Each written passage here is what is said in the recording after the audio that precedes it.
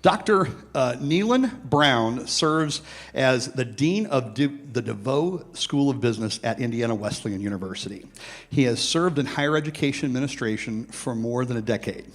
Previously as Executive Director of the Focus Leadership Institute at Focus on the Family in Colorado Springs, Colorado. Dr. Brown has been married to the love of his life, Mrs. Brown, since 2004. The Lord has blessed their union with 4 children, Savannah, Charles II, Matthew, and Kneeland II. Please help me welcome Dr. Kneeland Brown to the Spark stage.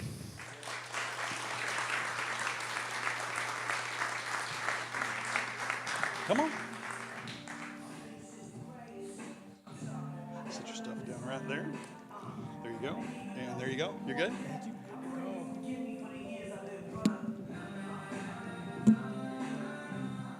That looks like a pretty smart guy on the screen, doesn't it? Handsome as well. Well, he's not as smart as you might think. Life is full of lessons. Yes, life is full of lessons.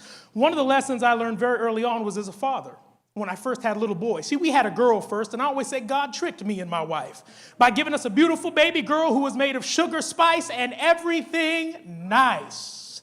But then we had a boy. And I don't know exactly what boys are made of, but it is not sugar, it does not include spice, and very little in them boys is nice.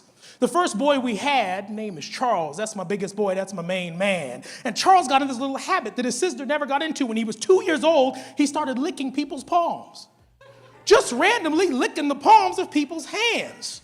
We'd have company over, and we'd be talking on the couch, and he'd come up behind the company and lick the palm of their hand, extended over the arm of the couch. And as a father, I felt like I got to do something about this.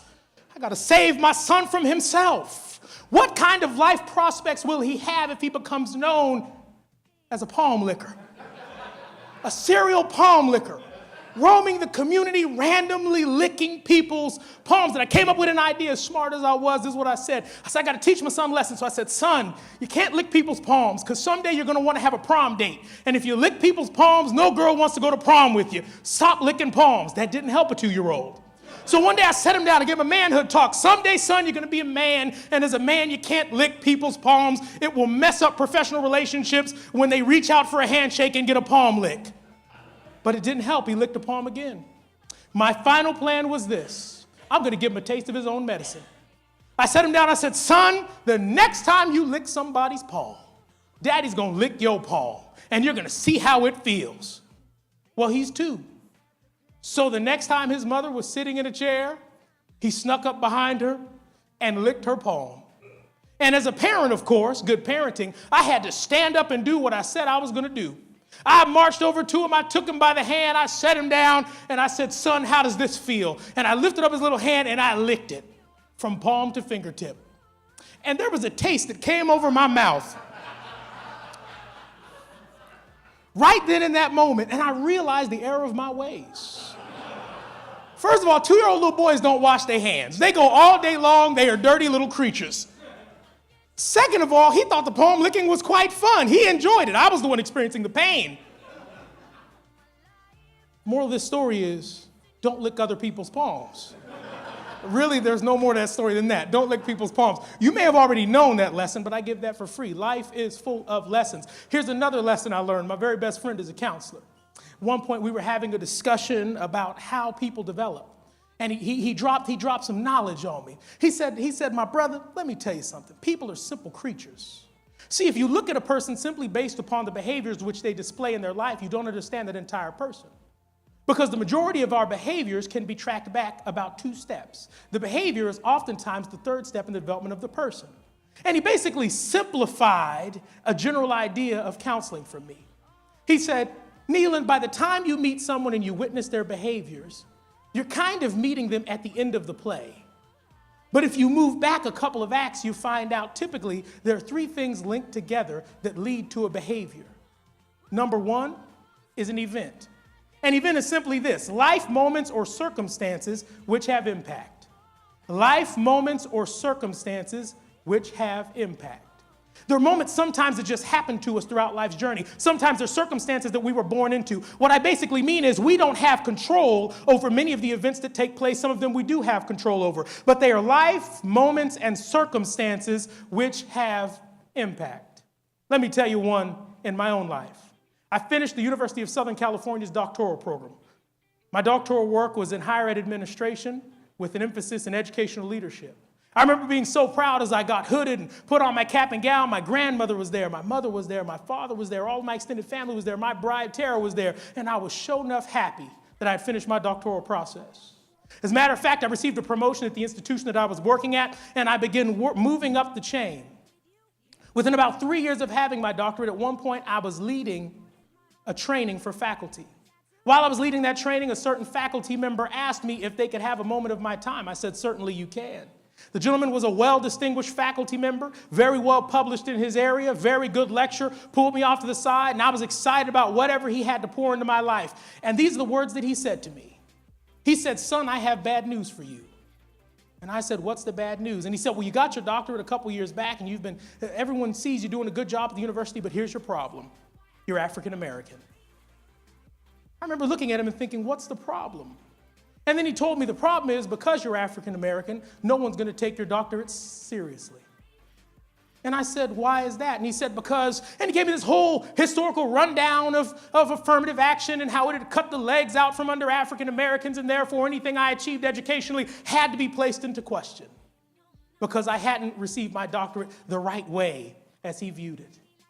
That was the event. I didn't plan it. I wasn't looking for it. I didn't seek it out. But all in a moment, someone had gotten into my ear and told me something that shaped me. The event leads to a belief. He says there are 3 steps to getting that behavior. The first one is an event.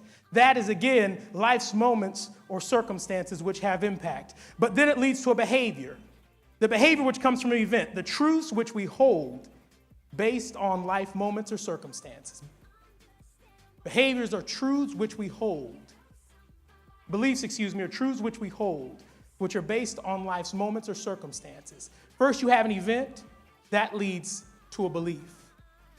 After that faculty member spoke to me, I remember questioning the legitimacy of my doctorate, questioning all of the success that I had achieved in higher education, questioning, was he really right? Did I not earn my doctorate? Is there something that should be questioned? And I don't know why I held on to it for so long, but I put this piece of baggage on my back, and I sure enough carried it. And as I carried this truth that he had spoken into my ear, that event led to a belief which ultimately impacted my behavior. See, an event is a life moment or circumstance which has impact. A belief is the truth which we hold based on the life moment or circumstance. The behavior is the action which proceeds out of our truth. See, by the time you meet someone in their behavior, you're dealing with them in their truth. But you oftentimes don't know the circumstances or events that led to them formulating a belief, which is now leading to this behavior. He got in my ear and he said, because of the color of your skin, your doctorate will be questioned. And it led to a belief, and this was the belief, is everyone questioning me because of the color of my skin, which led to a behavior. Pretty soon, every time I gave a presentation and the provost patted me on the back, I had to question it. Does he really mean it? Did I really do a good job? Every time I completed a report and submitted it to the president and I got a gold star seal of approval and a handshake and a pat on the back, I had to think, does he really mean it? Is he patronizing me? Every time my boss sent me out on a trip and said, go to Chicago, represent the institution at this important conference, I had to wonder, am I really the person you want representing the institution, or is this simply charity? Here was the problem. I had an event that I didn't plan, which led to a belief I should have never held on to, which led to a behavior which moved me towards working from a destructive position. And that's how many of us operate. We operate from a destructive position. We operate from a posture of anger. And the posture of anger was fueling me. Now, here's what's crazy. While I had that event, that belief, and that behavior, I was still wildly successful. But all of it was fueled by anger. And all of it was eating me up and eroding me inside. I remember at one point, about 3 years past that event, we all do something different to center ourselves. I spend my time in prayer. I remember being in prayer. And then while I was in prayer, I started thinking about this moment I had, reflecting and meditating on this moment I'd had with this faculty member that seemed to kind of be just tracking with me and staying with me and having this dark cloud over everything I was doing. And suddenly I'd been working from this posture of anger simply because this event happened and a belief was established and this behavior had taken over my life. And at that moment, something became clear to me. I had earned my doctorate. I had done all of the work. I remember every paper I had submitted. And those faculty members beat me like crazy. I remember getting off of my knees and sitting down with my wife and confessing everything that had been going on in my mind, and her telling me, Kneeland, you were called to do this. You were created to do this. You were built to do this. I've watched you work. You've earned everything you have. In the moment when she spoke those words, it was a new event. And when I had that new event, I established a new behavior. Because my new behavior was, yes, I was created to live in this moment and do something great in the world. And when I had that new belief in mind, I could suddenly function with a new behavior. Let go of old events. Take new events. Let go of sick beliefs. Take on healthy beliefs. And let go of destructive behaviors and take on healthy, loving behaviors. Have a great night.